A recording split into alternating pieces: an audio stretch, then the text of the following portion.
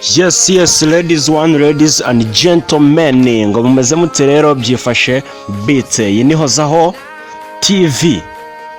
Byinshi rero biri kugenda bicicikana, bamwe bari kuvuga uti Yago bimeze bite, abandi bakavuga uti ese Yago dukunda cyane agiye kuva ku murongo, ese channel ya Yago bimeze bite. Nicyo kintu kiri kuvugwa cyane rero muri iyi minsi, kuba Yago cyangwa se Nyarwaya channel ye baba bashaka ngo kuba bayishyira hasi. Ese ngo bimeze bite rero, ni bande babiri inyuma, ese byatangiye bite, bigeze hehe, ese bizabyara iki? Niba utarakora subscribe rero nkubwira uti kora subscribe. Hozaho TV yo ni nakemwa nagutenguha abakiriya, kandi subscribe ubundi tugendane byose byamaze kurangira, twirire showbiz mu mahoro. Yago rero biravugwa yuko channel ye ntago bayihagaritse byo kuvuga ngo bayikuyeho, ahubwo bamubujije kuba arimo arauploadinga. Ninde wamubujije rero? Ni YouTube yavuze uti Yago ntago wemere kuba wauploadinga mu gihe runaka. Aho Yago rero nawe yanditse ku rukuta rwe rwa Instagram, aho yagendaga avuga uti rero muraba mwihanganyeho abantu bakurikiraga Yago TV show, tubaye duhagaze mu gihe runaka tutazi, nibicamo tuzakomeza, kandi tubwira abantu twari twakoranye interview yuko interview zanyu channel yacu niramuka yongeye gusubira ku murongo tuzazicishaho.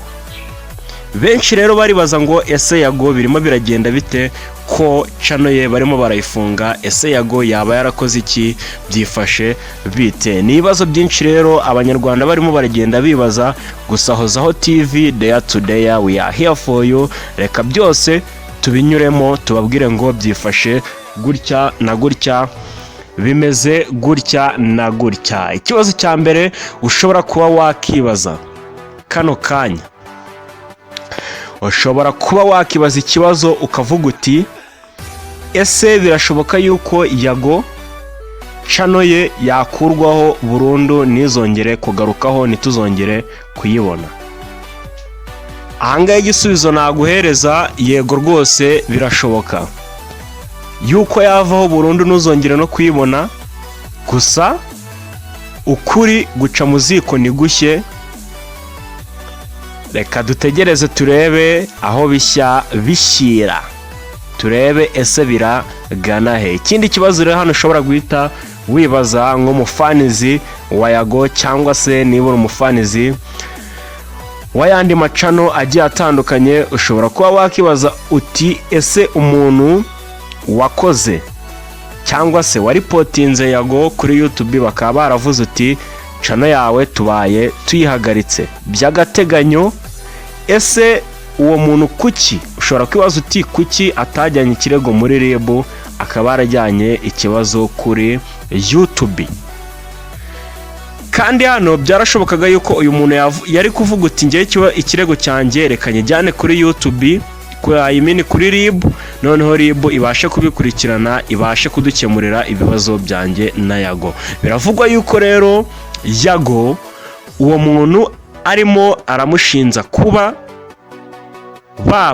baramuvuzeho amagambo mabi, baramuharabitse se, baramututse se, wenda banyuze kunoza kuri channel ya Yago, bikaba byatumye abaripotinga kuri YouTube, yamara kubaripotinga kuri YouTube channel ya Yago bakaba bayihagaritse by'agateganyo.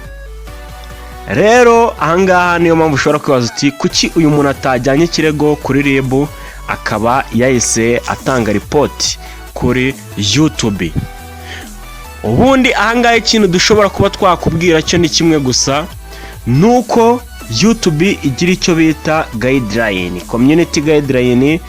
Dushobora gusangamo icyo bita copyright strike, dushobora gusanga ibintu bigiye bitandukanye. Yago rero ahangaha barimo baramushinja, cyangwa se ashobora kuba yarakoze ikosa rya community guideline, akaba yarishe guideline ya YouTube. None uwo muntu akamuripotinga avuga uti njyewe Yago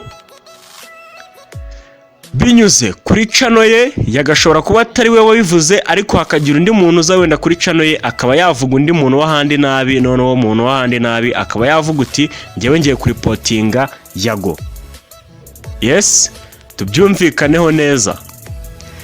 Hanyuma yamara kumutanga kuri YouTube bakareba icyo bita community guideline, nibareba icyo bita iki copyright strike, kuko copyright strike iyo bayireba ari uko wafashe video y'undi muntu ukaba wayaploadinga nko kuri channel yawe, icyo gihe iyo umuntu agutangiye raporo rero byitwa copyright strike, channel yawe ikaba yagira gutya bakaba bayihagarika. Uwo muntu rero we ashobora kuba yaravuze uti njyewe Yago baramara sinze kuri binyuze kuri channel ye ndimo ndamutangira raporo. YouTube nayo nta kindi yakoze ubwo ngubwo, yahise yoherereza message Yago imubwira uti by'agateganyo YouTube channel yawe ibaye ivuyeho, tubaye tuyihagaritse.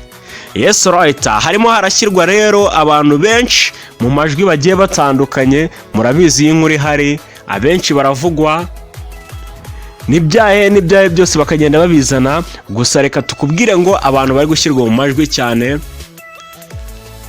harimo umugabo witwa Sabe cyangwa se Murongi Sabini ukora kuri Isimbi TV, harimo Irene Murindahabi aho bavuga uti bishobora kuba byaratewe se na Murindahabi, bakavuga uti se ni DJ Buriani, bakavuga uti se ni Fata ku mavuta, bakavuga uti se ni Rocky Kimomo, ese ni Super Manager. N'abantu benshi rero bari kugenda bashyirwa mu majwi bavuga uti aba bantu ashobora kuba ari bo bateje kuba iyi channel ya Yago muri iyi minsi itarimo irakora, hatarimo haracaho ama interview agiye atandukanye. Nanjye nkakubwira ngo rero reka tubive imuzi n'imuzingo, niba ugejeje kuri uyu munota utarakora subscribe ushobora kuba wakora subscribe kugira ngo tujye tuguha inkuru day by day. Twihuse cyane rero, biravugwa yuko umuntu waba yaragize gutya akaripotinga Yago cyangwa se Nyarwaya ashobora kuba atazwi, akaba atari yamenyekana, gusa ku rundi ruhande dushobora kuvuga ngo Yago aramuzi. Ubundi habayeho ikintu nka gutya umuntu akaba yakuripotinga wenda kuri YouTube yari copyright strike, bakoherereza umuntu wakuripotinze biki byose ababwira uti n'uyu email ni iyi ngiyi byagenze gutya na gutya, yakuripotinze rero tukaba twahagaritse wenda n'urugero channel yawe. Gusa ngaho noneho kuba ari community guideline, YouTube ikohereza message bakubwira uti channel yawe turayifunze igihe runaka, igihe utariregura. Ni ukuvuga ngo weho ikintu ukora ni kimwe cyonyine, wandika usaba yuko bayifungura, ugatanga impamvu zumvikana, ukavuga uko bimeze, ukavuga uti ngiye gutya na gutya, uyu muntu ibyo ari kundega gutya na gutya, niba ubyemera ukabyemera, ugatanga n'impamvu ukavuga uti ngewe mu mfungurire iki channel. Yes, nawa undi wari potinze iyo yari akuripotinze ararikuripotinga akavuga uti n'urugero wenda akavuga uti Yago byagenze gutya na gutya, bankoreye amakosa ameze gutya na gutya, akabwira impamvu YouTube zumvikana, bakumva zumvikana barangiza bagakurikirana wa muntu arimo ararega. Niho ujya kumva rero ngo umuntu channel ye bayikuyeho, cyangwa se ukajya kumva umuntu ngo channel ye byagenze gutya na gutya, babaye bayihagaritse, babaye bayifunze by'agateganyo. Nk'uko byagaragaye rero cyane mu Rwanda mu bintu bijyanye na showbiz, cyane cyane abantu bafite amacano bagenda bakora ibintu bijyanye n'ama interview agiye atandukanye, byagaragaye yuko bo ubwabo hatarimo ubwumvikane, nta bwumvikane burimo. Ngira ngo uzabirebe neza, hari umuntu udashobora kujya gukorera interview akavuga uti ngiye nimba nkorera interview wenda n'urugero kuri The Choice Live, ntago nshobora kujya gukorera ikiganiro kwa Yago, undi akavuga uti ngiye sinshobora kujya kwa Isimbi, undi ugasanga sashobora kujya kwa Iris TV, undi ugasanga ntashobora kujya kwa Chita Magic. Ibyo biterwa n'iki? Biterwa nuko muri showbiz cyangwa se muri abantu bakoresha ama interview hatarimo ubwumvikane. ugasanga rero niho n'aya makimbirane yose agenda avuga, asanga harimo kuzana ibintu by'amashyari, ugasanga bamwe bari kugira ishyari ku bandi, ugasangaho kugira ngo bo ubwabo bishyira hamwe bavuga uti reka dukore ikintu gitume showbiz yo mu Rwanda ibasha kuba yazamuka ikagera hejuru, yaba ku rwego mpuzamahanga ikaba yazamuka ikagera hejuru, ahubwo ugasanga bo ubwabo nibo basa nkaho barimo baragenda bayisenya bitewe no kutumvikana, kugira ngo umuntu ajye akora wenda hano interview na hariya agende akore interview. Nk'urugero naguhereza kuri Dorcas na Vestine, ushobora gusanga ahantu bakoreye interview ari hake cyane, baragiye kwa Isimbi bakajya kwa Chita, ariko ugasanga wenda kwa Yago wapi ntago bigize bagiye, ugasanga kwa Iris ntago bigize bagiye, ugasanga kwa Big Town ntago bigize bagiye. Kubera iki? Kubera kwa kuvuga uti wapi gutya ubwumvikane bukeya, ugasanga rero showbiz ntabwo irimo iragenda izamuka. Yes, ugasanga birimo biradindira. Fata urugero kuri Rocky Kimomo uzamubona kenshi na kenshi ku Isimbi TV, uzamubona kuri GB Rwanda, uzamubona ahantu hagiye hatandukanye, ariko kugira ngo uzamubone arimo arakora ikiganiro kwa Yago nabyo ugasanga ni ikibazo, kwa Iris ugasanga ni ikibazo, kwa Chita ugasanga naho hari kuzamo ibintu by'ibibazo kubera showbiz baba bagenda bayangiza yo mu Rwanda, aho kugira ngo bafatanye bakorane, umwe azamura undi, umwe nakoresha umwitavi avuga uti jyana hariya ubashe kuba mwese muzamuke, n'ubundi ni urubuga rw'amafaranga. Ugasanga rero showbiz iracyarimo ikibazo. Abantu benshi rero bakagenda bavuga uti ese ibi bintu byabihurira hehe?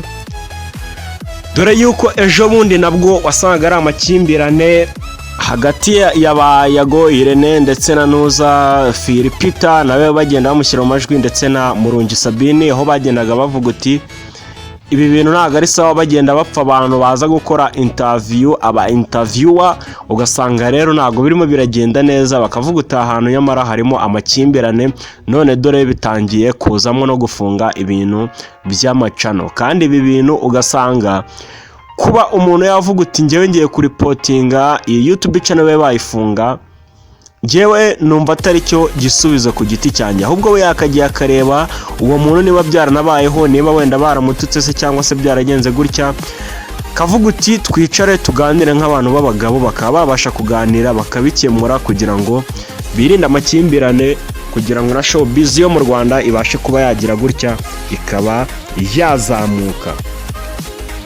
Abantu rero bagenda bakora ama content yenda gusa nk'aba ngaba bakora ibintu by'ama interview, biba bigoye cyane yuko abantu baza gukora interview bari buhaze aba banyamakuru bose uko bangana.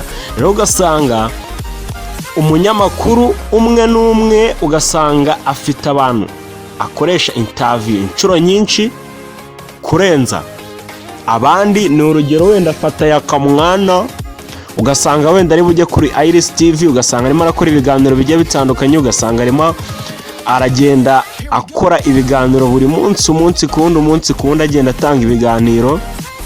Ugafata wenda inyogo ye rwose, inyogo ye ugasanga nawe arimo arajya kwa Yago, arimo arakora ibiganiro bigiye bitandukanye, ugasanga kwa Isimbi TV ntabwo ari kujyayo, ugasanga kwa Chita Magic ntabwo arimo arajyayo, bityo rero ugasanga hari kuzamo ibintu by'amakimbirane. Ikintu rero nabwira abafana ba Yago cyangwa se ba Yago TV show nuko biri buze kugenda neza bigakemuka. Yago we icyo asabwa ubwo urumva nyine nawe azandikira YouTube ayibwira uti bimeze gutya na gutya, bamubwira uti tegerezo tumanze dukore check, bazacekinga bamenye ngo bimeze gutya na gutya,